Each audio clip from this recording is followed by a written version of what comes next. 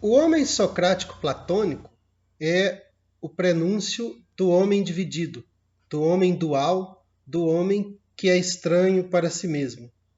Em outras palavras, da dualidade alma e corpo.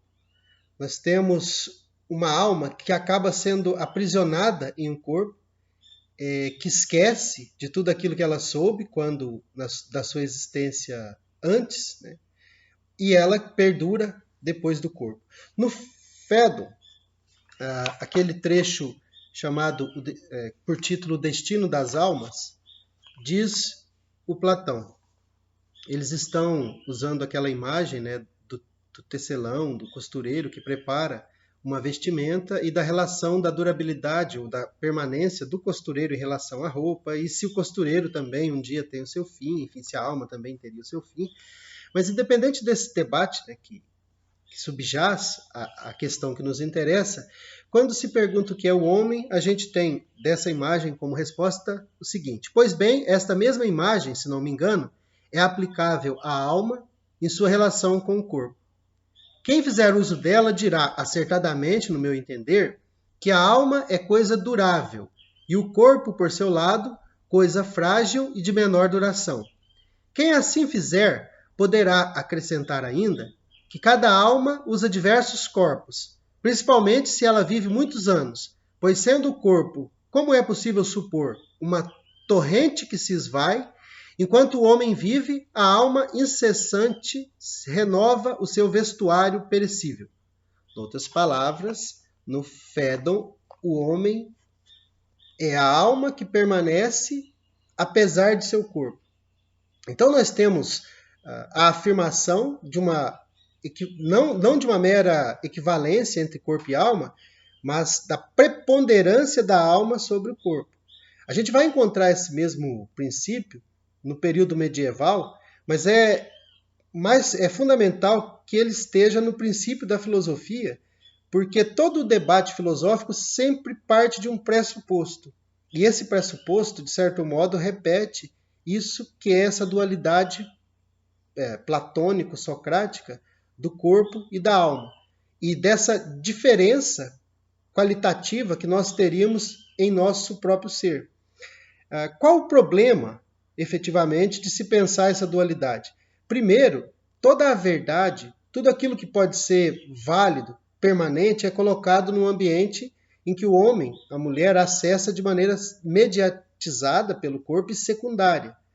Não é o nosso modo mais próprio de ser no mundo, a nossa animalidade, digamos assim, ou o nosso instinto, que nos leva ao conhecimento.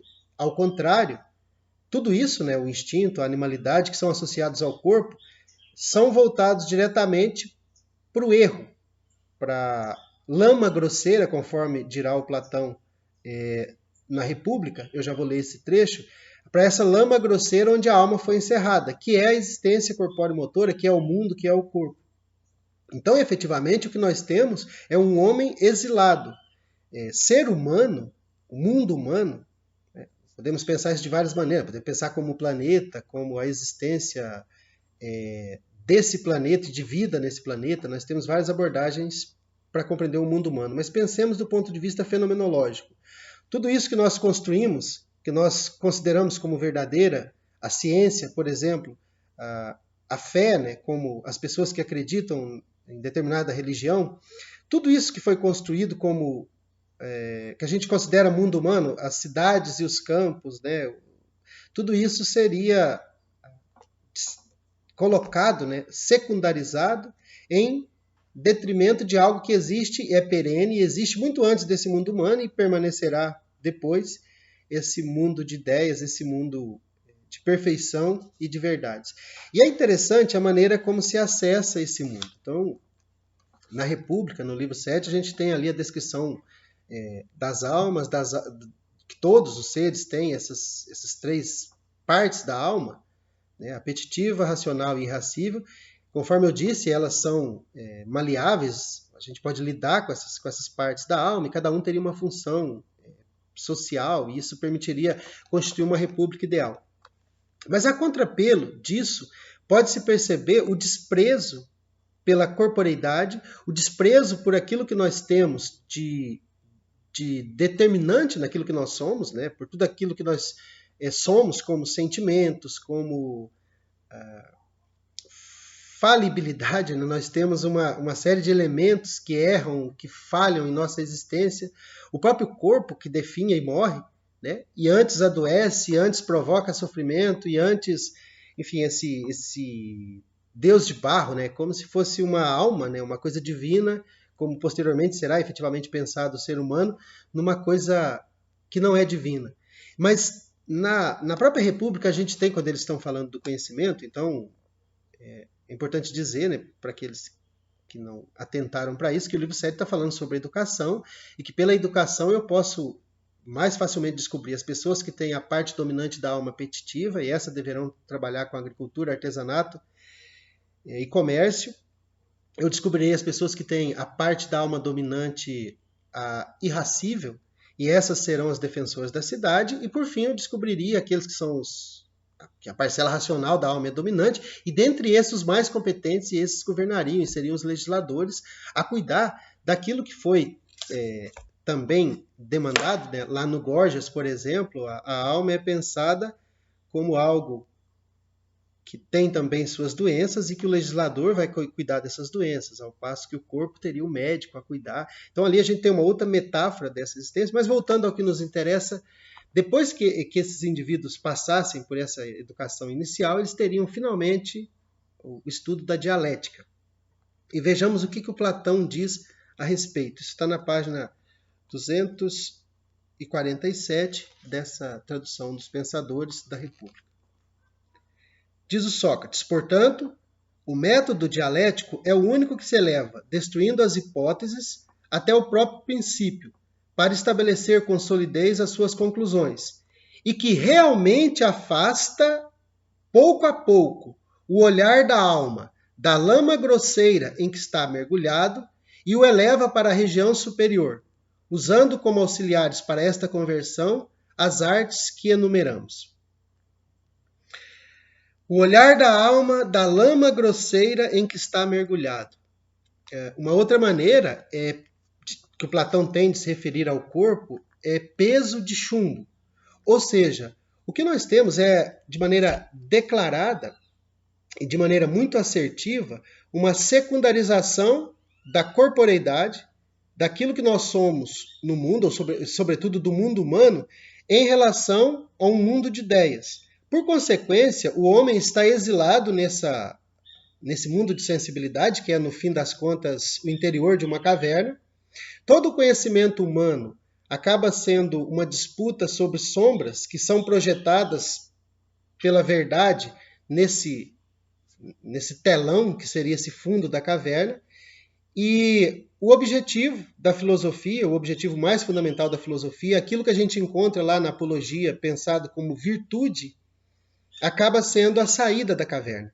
E essa saída da caverna ela vai passar por aquele momento de cegueira inicial, que é o que acontece quando nós abandonamos o ambiente certo da nossa sensibilidade e nos aventuramos pelo ambiente da idealidade, uma cegueira.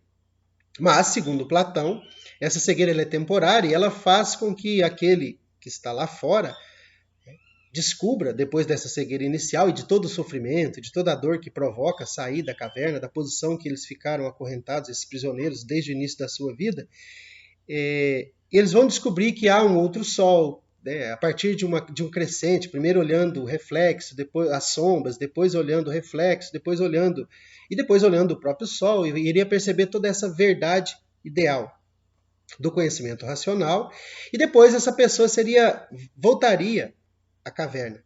E essa pessoa imediatamente seria considerada inimiga, porque ela questionaria. Primeiro, ela seria objeto de escárnio e seria considerada efetivamente inimiga por colocar em xeque o conhecimento daqueles que dentro da caverna acreditam saber mais do que os outros, enquanto eles, só para lembrar, disputam sob sombras.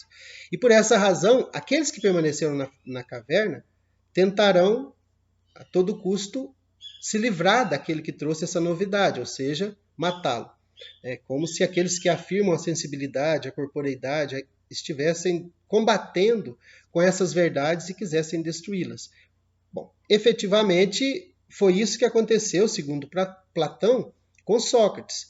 Porque Sócrates, essa mula, né, desculpe, essa vespa que não deixava a mula Atenas dormir sossegada, esse homem que, mesmo depois de morto, pretendia, se houvesse o Hades, continuar a sua indagação de quem é sábio, ele afirma que o mais importante da existência é isso, é a virtude, é esse processo que coloca de maneira secundária, não que despreze totalmente, mas que coloca de maneira secundária a fama, a riqueza, e coloca em primeiro plano o conhecimento.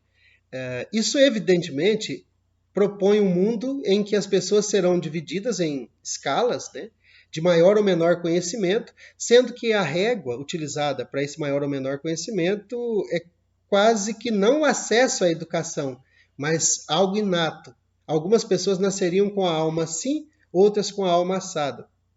Então a gente percebe não só esse escalonamento, né, essa proposição de um escalonamento de seres humanos em categorias, e aí, claro, a mulher ela é uma segunda categoria, tanto que é preciso dizer, né, que na República, quando eles chegam a moldar o governante ideal, que governante, e governantas, diz o Platão, né, para chamar a atenção para que isso não se trata de uma existência em que as pessoas seriam separadas pelo seu gênero meramente, mas existiriam mulheres e homens que teriam almas de prata, mulheres e homens com alma de bronze, tanto quanto haveriam aquelas mulheres e homens com alma de ouro que seriam os governantes. Então, essas pessoas elas existiriam, elas estariam disponíveis e a educação seria o melhor caminho proposto pelo legislador prudente, o melhor caminho de descobrir essas almas e como elas determinariam, percebam bem, o modo de ser corpóreo motor no mundo. Então, determinadas pessoas é quase uma casta. Determinadas pessoas, porque sua alma é irracível e elas são de bronze, deverão, ao longo de sua existência inteira, porque isso não muda, cuidar do artesanato, do comércio e da agricultura. Assim como aqueles que têm alma de ouro, aqueles que passaram por todos os processos e chegaram ao conhecimento da dialética, que é aquele olhar que desvia da lama grosseira da existência, eles deverão governar, cada um a seu turno, mas todos eles deverão governar.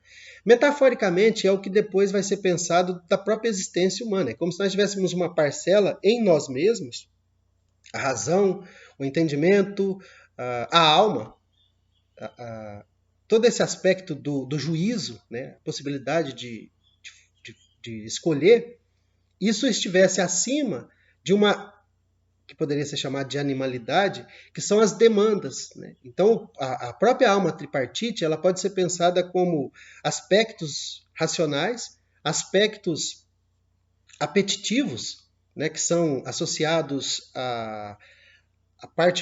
às demandas mais imediatas da corporeidade, e os aspectos irracíveis, que todo sentimento, toda afetividade acabam sendo também secundarizados, que são tão importantes, acabam também sendo secundarizadas.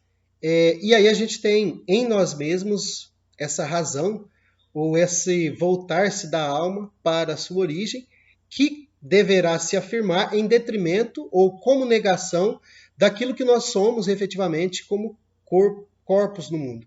Então, por essa razão, a filosofia platônica ela revela um ser humano, um homem, mulher, mas enfim, uma modalidade existencial humana como dual, composta por algo muito especial, que é a alma, e por algo não tão especial assim, ao qual a alma foi ajuntada, digamos assim, na qual a alma está aprisionada efetivamente, ela não pode sair senão com a morte, e a morte ela é decisória, ela é definitória, então não é qualquer morte, né? Nós temos que buscar uma bela morte para ser digno enfim, tem todo um processo, mas efetivamente a morte é a libertação da alma, que poderá novamente ser encerrada num corpo ou não. E esse mundo pensado em função de uma transcendência, de um mundo de ideias, ou seja lá do que for, do paraíso que fosse, acaba colocando o nosso mundo como também secundário. Então aqui passa a ser o lugar do engano, aqui passa a ser a caverna, né? O existir na caverna, e haveria um algo a ser alcançado, e esse algo é sempre para além do homem. Não se trata de uma referência aqui ao Nietzsche, mas é sempre para além dessa existência corpóreo-motora, desse mundo que é heraclitiano, que é devir, que é destruição, que é o que todos os nossos sentidos nos revelam, mas ao mesmo tempo nós temos essa quase imposição racional que o Parmênides revelou de afirmar aquilo, a permanência, a verdade, a totalidade. E desse jogo, quem perdeu foi efetivamente a existência humana, porque o homem, a mulher, passa a ser esse ser que sofre por ser o que é. Sofre por ser carne, por ser corpo, por ser finito, por ser sentimento, por ser necessidades fisiológicas, sexuais, etc. E por ser ainda, juntamente com tudo isso, essa necessidade ou essa possibilidade que a gente poderia chamar de espiritual ou anímica, e que no fim acabou tomando o espaço da totalidade e acabou definindo o que é o homem. Então eu acho que esse é o grande mote desse início do curso, que é esse homem como dualidade, um homem que é uma alma perfeita num corpo imperfeito, e que gera, por consequência, um mundo como um lugar de exílio, onde o homem paga as suas penas e do qual ele deve se proteger e, um dia, com sorte, se libertar.